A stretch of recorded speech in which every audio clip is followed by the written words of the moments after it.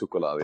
Chocolate. Chocolate. Chocolat. From Dame Cacao, I'm Max Gandy, and this is Chocolate on the Road, the show where we explore hot topics surrounding cacao and chocolate cultures around the world. So let's hit the road.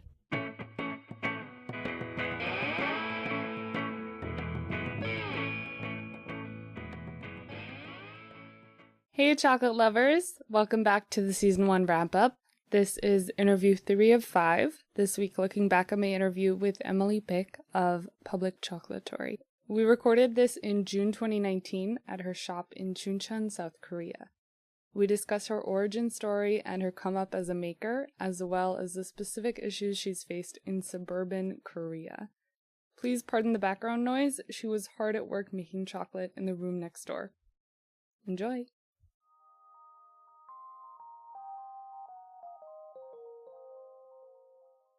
How was your day? Been busy? Or not busy? Not. Maybe people think not busy these days because it's getting summer. The weather is hot. But inside of this factory, I'm busy to make new origin chocolates. Yeah. So it's 다른 면? What do you say? How do you say? 다른 문? 다른 면 side? Oh, it's like the other side. Yeah. Okay. Like after busy season starts the other season for chocolate makers. Yes, right. So, who are you? I am Hanbin Paek, making chocolate Bintuba chocolates in Korea since 2016. And then, I'm a Bintuba chocolate maker. And where were you before 2016? Before, I was at the Wellington Chocolate Factory in New Zealand from 2014 to 2016. And then I came back to Korea, my home, and then I started my own business here. And where's your factory located? The factory, this one, in Chuncheon, Chuncheon City. It's quite a small and quiet city in Korea. Yeah. Pretty close to Seoul. Right, yes. And how did you become interested in chocolate making? I was actually a chocolatier before I make Bintuba chocolates, but I always thought that what is real ingredient of this chocolate bar that I made with Chocolatory. So I tried to research about the cacao and then the other ingredients. Before I didn't know what the Bintuba is, but after that point, I was, okay, the Bintuba, only 2 ingredients, cocoa and sugar. That's my way. So I keep researching. Then I reached out Kim Chang-yong, Eddie Kim, and then I asked about what is Bintuba, and then he was my first teacher about the Bintuba. Also, I was very sick, and then I was really sick and tired of this working and in Seoul City. So many people always happening something, and then too busy. Yeah, there's no Quiet place. Also nature thing. Yeah. So I was very sick.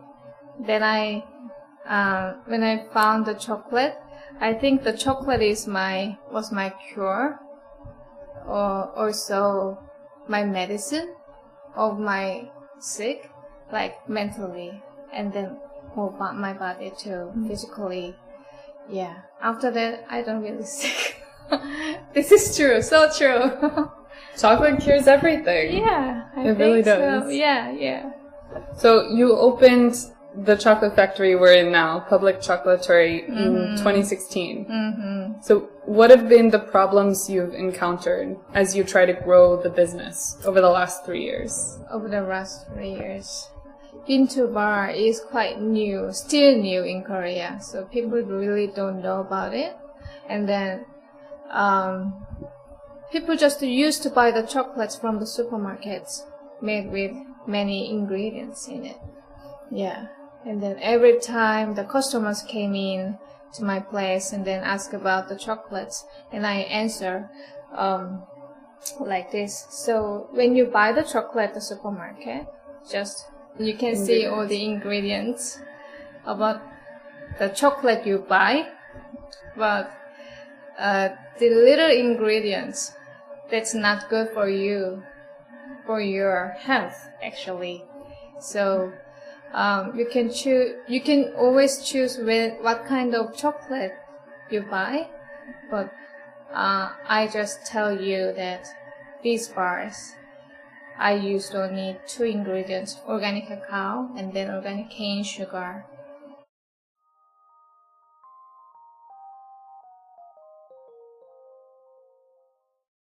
How did you put together the machinery to build up your factory? Oh, the machineries. Yeah. I try to find something that I can get easier in Korea. The machines, except tempering machine. The Selmi, I used to use Selmi when I was in New Zealand. I knew that that's good machine for the bento bar chocolates. So I just use tempering machine from Selmi, from Italy. And then the other machineries like oven, I get that from Korea. I know that brand is from another country, maybe Italy, not sure about it. And then the winnower, the problem is winnower. I use it called 풍구 in Korean language, 풍구. That means using the wind. So that machine make wind from the motor, and then because of that wind, the husk just blow away from like that, and then just like 농기계 is agriculture machines. That like line of agricultural machines. Yeah. Huh. What is it originally used for? Used for the little beans and then sesame skins, removing sesame skins, and then the corns, and then little beans, green beans like sesames, removing those kind of seed skins. Creativity at its finest. I like it. Yeah. Do you think that opening a business as a woman in Korea was any different than it would have been if you were a man? Not really. Yeah. I own this business, and then when customer coming in, I always at the front to talk with them, and I think they feel more comfortable. Yeah. And then I explain like little by little, they understand and they really quite like it. So it's my advantage, I think, as a woman. So are there any really effective ways you've been able to grow your business? Anything that's really like moved your business forward in big ways? In big ways. Mm-hmm. Last year we delivered our chocolates to the hotel in Seoul, and I think that's part of a big step for us, because from that hotel I got many feedbacks from the customer. The chocolate was very nice, where could I buy it? And some people actually came to my place and then bought some chocolate bars. The collaboration thing with the prana chai, yeah. I was always waiting for some new brand with mixed well together with my chocolate. So when I met prana chai, this is it. So I talked with her. We decided to make something different. So the milk chai bar, people really love it. Yeah. It's your first milk chocolate bar, That's right? true, yes. Yes. Why do all of the Korean makers seem very intent upon only making dark chocolate? I think that's because of machines. if you have two different chocolates, especially like 70 dark, and then you have milk chocolates, you can use same machines like conching machines or tempering machines, but it's very hard work. When you change the 70 to the milk, you need to clean the tank and then wash the grinders, all the grinders. Yeah. So I think in Korea, Korean chocolate makers, they don't really like to make milk chocolates because of the machine problems.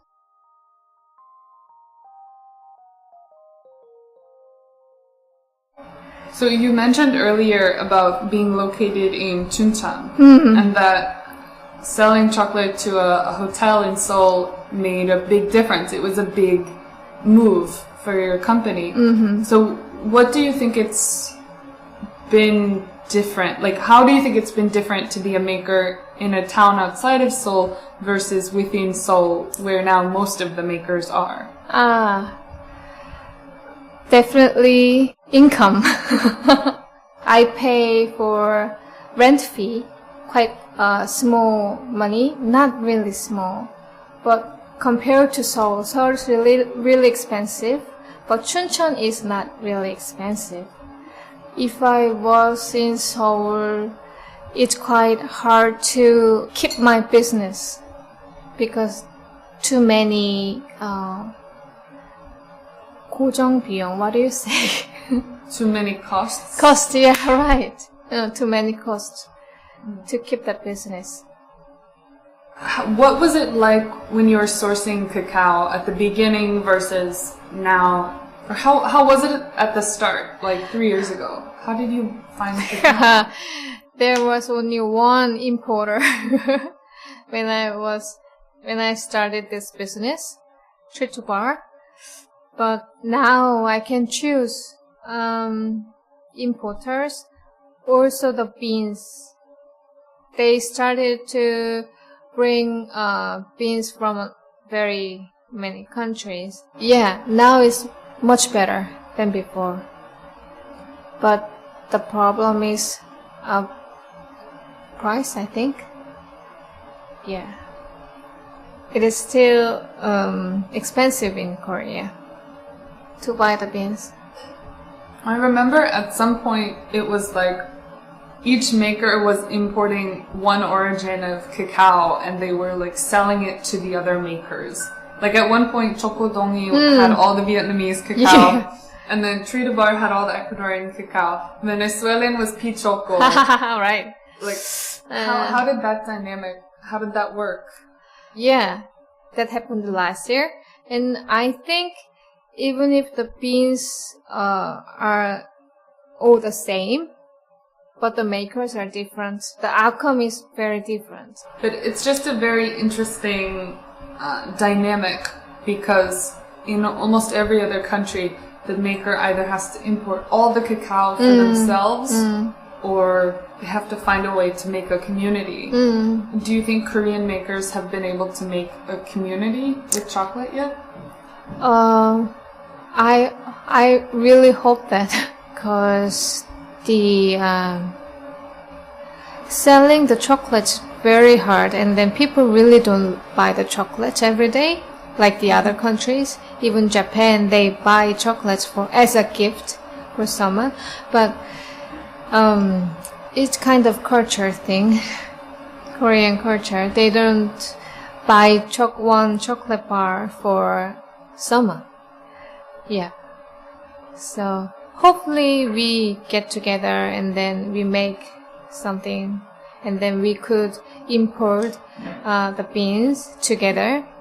But I think that amount of the beans, we cannot, what do you say? We cannot. There's not enough people right now. Yes, right, exactly. So what is Korean chocolate consumption like? Like back when you were a chocolatier, like in 2012, 2013, what was chocolate consumption like? How did you think of chocolates? Chocolates only for Valentine's Day. Yeah. And it's still still the same like this year too. In Korea, the coffee market is very big, you know that, right? So coffee people try to make bento bar chocolates, and then I think they are getting into the bento bar market now. So people are getting, I think, just started to know about the bento bar. Also from the TV. You know 수요미식회? You don't know that one? There are some people around the table, one circle table, and then they travel nice places for the subject. So, for example, this week we are going to we are going to know about the bento bar. Then each people go Pichoco, and then the other places like that, and then they get together and then talk about it. How was the shop you visited? So it was a month ago, and there on the TV show the Pichoco was there, and the Cacao Pin in Seoul. It's not a bento bar, but chocolatier, yes, near the Garosuke. People just started to know about the bento bar, and then I think we need more time, maybe 2 or 3 years more time to, understand them. To educate people. Yes. What are your most popular products right now? And have been your most popular products? The most popular one was Venezuela. People just love it. But at the moment, Chaiba, people like it. It is quite fun to know when people buy the chocolate. If the person is working at the coffee field, they really like Madagascar. And then just general people like Ecuador chocolate. And then does it taste like chocolate? Yeah. Just normal chocolate. Yeah. And then especially pastry chefs like Vietnam one. I don't know why. But that's interesting. That's very interesting. Yeah. So whenever they came in, when they pay for the bars, I ask them, "Are you a barista?" Because you have Madagascar bar. So then they say yes.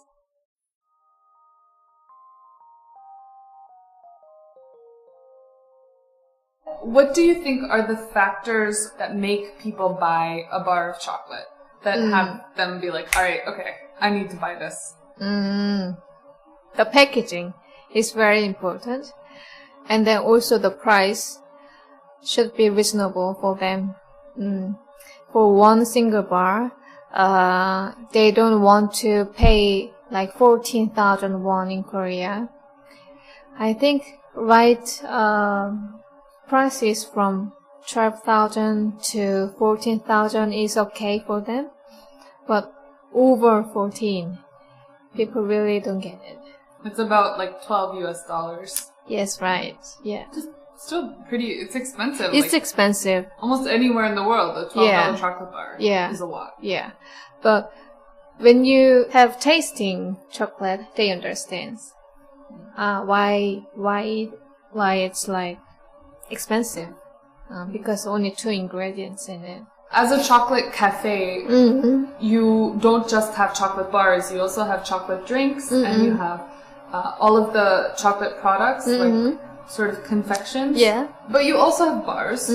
So do you know what % of the sales that you make are bars versus other things? I say 60%, I think. Yeah. 60% sales of, right. Then the other 40 is about hot chocolate, and then there is almond bowl. People really like them? People just really like it. People just... They're good. They're very easy to eat. Yeah, easy to eat. And then it's very nutty and sweet also with chocolate. People just like it. I just have one more question. Mm-hmm. What are some weird questions people have asked you? If any? Weird ones. For me, yes. The most weird one. She came in 2 days ago and then she picked Ecuador one. And she holds Ecuador chocolate bar. And then, is it notebook? I lost my words. Me too. Is it notebook? No, we are chocolate shop. So, she was like, maybe my chocolates looks like notebooks. They're very beautiful. I think it's a compliment. She thought you had lots of branded notebooks. So when I worked at the chocolate factory in Peru, we would have people come in and they would say, if I buy 10 bars, will you give me a discount? Oh. Does that happen here? So many times, yes. So many times. I don't know why. Is it only Korean people thing? Some people ask, buying 3 bars and then want to get a discount. But I always say, sorry, I cannot give you a discount, but I can give you our logo pencil. Like that. Mm-hmm. Yeah. It's same here. Is there anything else you'd like to share about, like, the Korean chocolate market? Or? I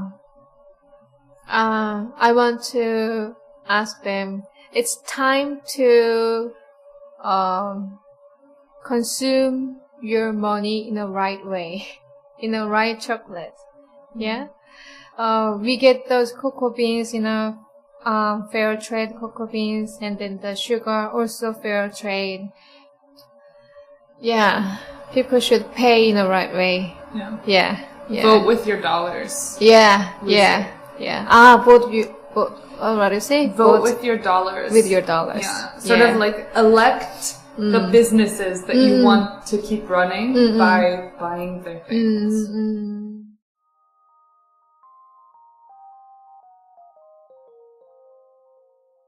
Thank you so much for tuning into this week's episode of Chocolate on the Road. To learn more about Emily and the show, click the link in the description or visit my website at damecacao.com. That's DAMECACAO.com. Enjoy your week and look out for another interview next Wednesday.